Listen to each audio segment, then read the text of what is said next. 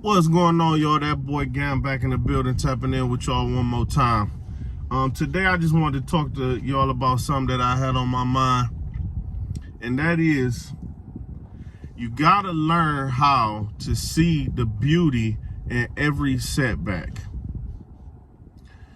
You might be looking at it as a setback right now, but you don't know what life has in store for you. The setback that you might have is meant to teach you valuable lessons that you might need in the future in order to do your future plans. You might not be prepared for them plans if you didn't have that setback. For example, when I first moved to Miami, Florida from Cleveland, Ohio, my hometown,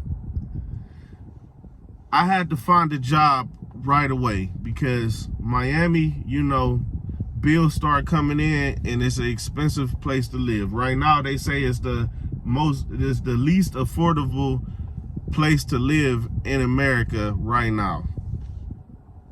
So, of course, you gotta work, you gotta make all the money you can in order to pay them bills. So the thing was, I had a good job in Cleveland, was performing twice a week, had 2 cars, my own apartment, everything. It was going pretty good for me, I felt. But I didn't feel like that city had enough opportunity for me to grow, So I wanted to relocate. When I relocated, I had to pretty much start over. And the first job that I saw available that I was able to get, it was working for a detail shop, like a high-end car wash in Aventura, Florida. Now, the thing about that was, it was pretty hard work. The pay wasn't great. And you pretty much, a lot of the money you was making was off tips. You could get good tips in that place, but it was either hit or miss. Sometimes you get good tips, sometimes you don't. You know what I'm saying?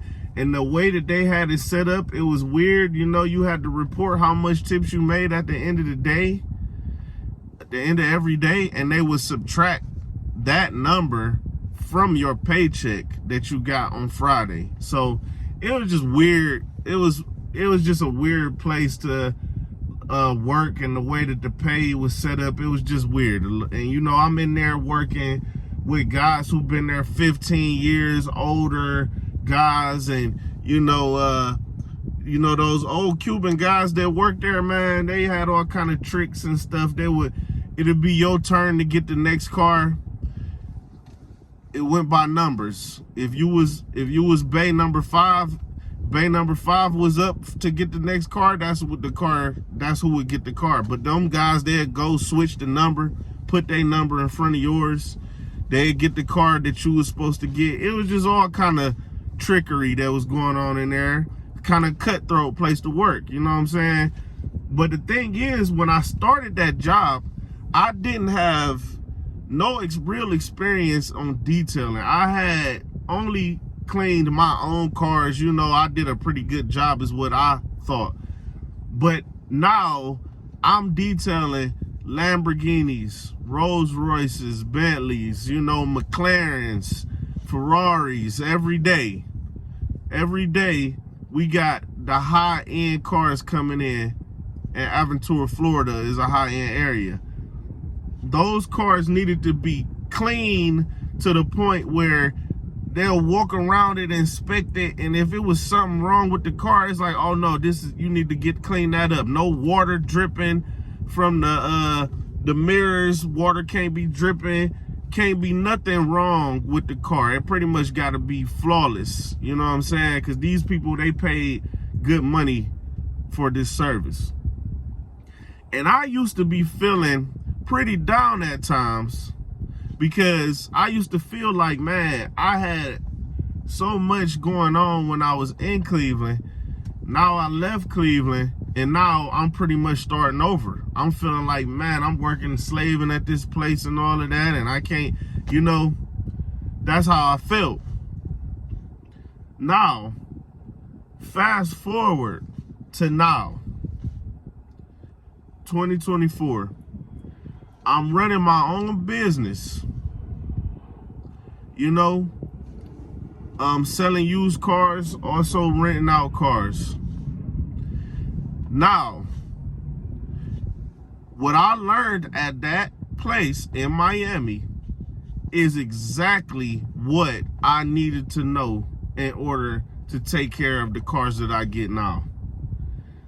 I know exactly from point A to Z on how to really full detail the cars, you know, shampoo, carpets, inside, wax, everything that you need to do, you know, headlight restoration, everything you need to do to a car to make it look new again. I learned how to do at that job that I didn't like. And I looked at it as a setback. But I had no idea that one day I would get to the point where I'm running my own business and I would need those skills. Because now if I hire a guy for detailing, I can show him exactly what to do. If he had no experience like I did, I can show him all the way, step by step, how to clean the car and make it look as beautiful as possible and do it in the quickest way that you can. I thought that was a setback in the moment. I was like, oh man, I'm doing this, how I end up back here, not knowing that that skill was gonna come in handy down the line. You never know what you might be doing a few years down the line, and you might look at that setback as a blessing, like, man, I'm so happy I had that experience. Now, you know, life is written. Our lives, you know, I'm a firm believer that our lives are written already. Our destiny is we here for a purpose, you know what I'm saying? And life is gonna take you through different paths. You're gonna go through some things. You might not be there forever, but you're gonna go through some things. I don't know if this is my path forever, what I'm doing right now, but it was part of my life's journey. And I didn't know that it was already being set up for me. You're gonna learn this skill because you're gonna need this skill later for your own business. So that's just a story I wanted to share as an example. And whatever it might be in your life, it might be a setback right now. You might be looking at it like, man, how I end up in this position? But you don't know that it might just set you up to be prepared for the blessings in the future. So I ain't gonna hold y'all too long. That was just what I wanted to share for today. So y'all subscribe to the channel, like the videos, help me out. And till next time, y'all, I'm tapping out.